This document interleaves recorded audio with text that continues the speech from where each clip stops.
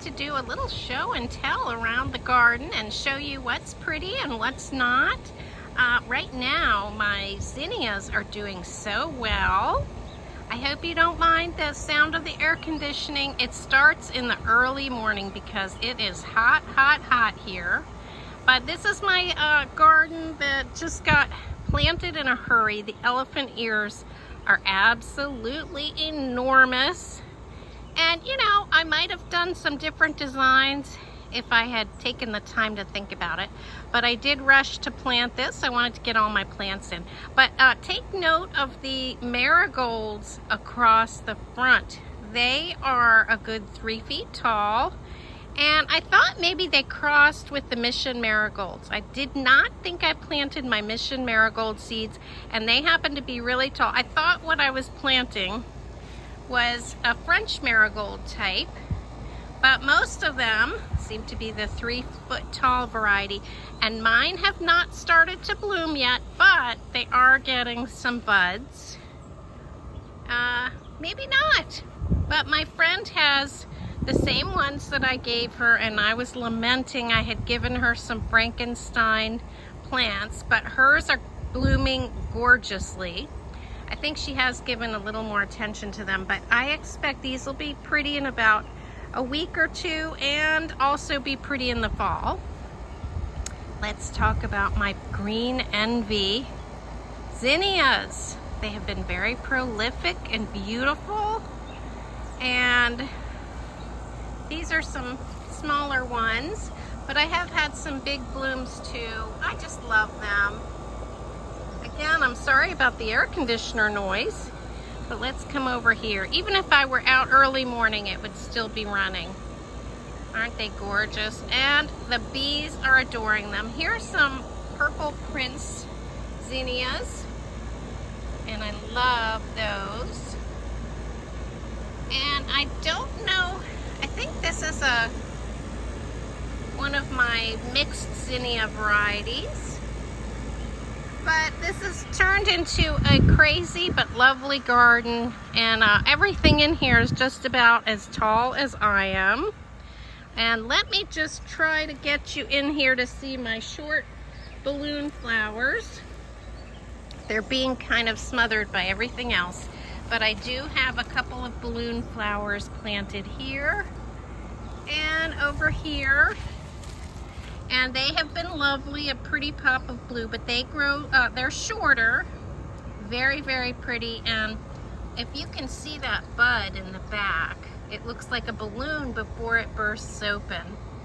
So those are very pretty, although invisible when you stand back. So sometimes you have to look closely in the garden, but this is just a riot of zinnias and elephant ears and monster marigolds, which will hopefully be blooming soon. Oh, this is a corner where I had the cactus variety, and this one's going over, but there'll be more. There's plenty of new buds, and of course when you keep cutting them, they keep putting out buds. So here's the one that's just opening up. And across the back I have some cannas which are finally getting tall. It took them a while, but I'm hoping for some nice red blooms at the top later on that will attract hummingbirds. And I have some tomatoes over here, kind of crowding out my hydrangea, which didn't bloom for the second year in a row. But I am getting some big tomatoes, as you can see. And big tomatoes are kind of hard to grow, in my opinion. Where's my other big tomato? Hard to see from here, but I have a couple big tomatoes on those. We've already enjoyed one. And I had one Verbena bonariensis plant that planted itself, or perhaps a bird planted it. Here's another green envy zinnia. This one has more layers in it. I think that's so pretty when they look like that. My black-eyed Susans around the yard come back every year during the hottest part of the summer, July and August. And they're so reliable. They're a native flower here in Maryland, and they're just wonderful. Of course, the pollinators love those as well. So I'm excited to see that bright yellow over here. And I do nothing for these. They just continue to produce every year. They look wonderful. The squash plants have taken over this corner. This is where I had the tomato jungle last year, and I decided to do a little crop rotating. Pop some squash in there this year, and I have a variety of squash. I have some spaghetti squash, and I have a few of those on the vine getting really big because we have so much rain. In fact, we're getting rain this afternoon. So you can see another one back there. And right under it, it's kind of hard to see, is a butternut squash, and I've discovered two more. This one's absolutely huge. So of course those are winter squash. They stay on the vine until the vine dies back. And it may look like quite a mess, but I should have a few winter squash to enjoy. And I have not been able to do any pollinating. I can't bend over since I had my back surgery, but nature has been pollinating a few of these squash flowers. And I'm excited about this corner. And it's even extending over here. I think that's the center cut squash, which is growing in that direction.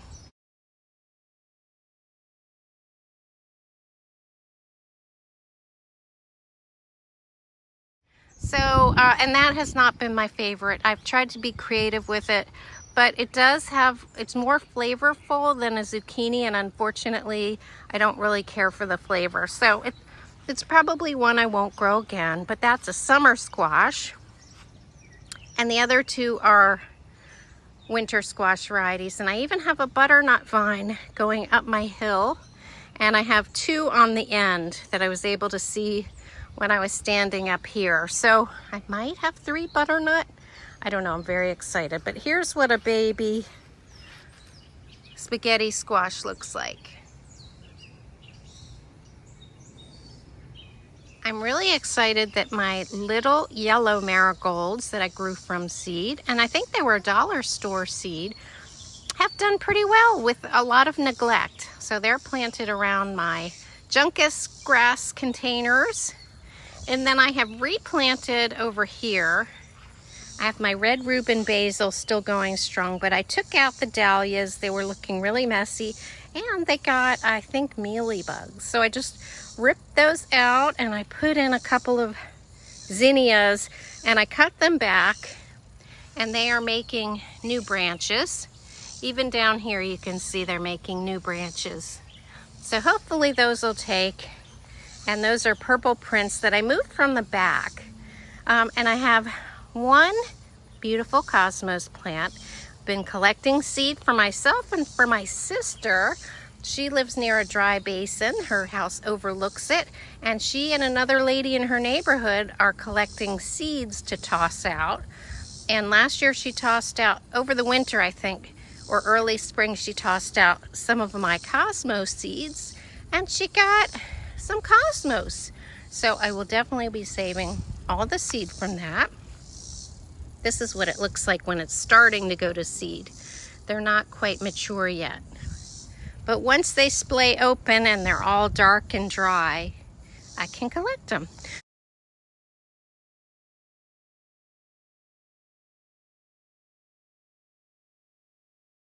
But I have had to redo a lot in here. I still have my eggplant, which have just put out more flowers because I threw out some granular fertilizer. I'm not able to spread my homemade compost, which I normally like to do mid-season. So I just tried to do that. So those are putting out some more flowers and hopefully some more eggplant. And that's the white knight eggplant. Here's one growing back here. And then I have one of my monster marigolds. I believe it's a mission marigold, and it's all going into bud. So I should have some pretty color there. And my birdhouse gourds have done a whole bunch of nothing, but sometimes gourds can produce late. So we'll see. But I just thought it would be fun to grow some birdhouse gourds. And then I ripped out all of the tomatoes in both of these beds and replanted different types of squash seed. We are having such a wet season this year that squash is doing a lot better than tomatoes. And Here's 3 examples here.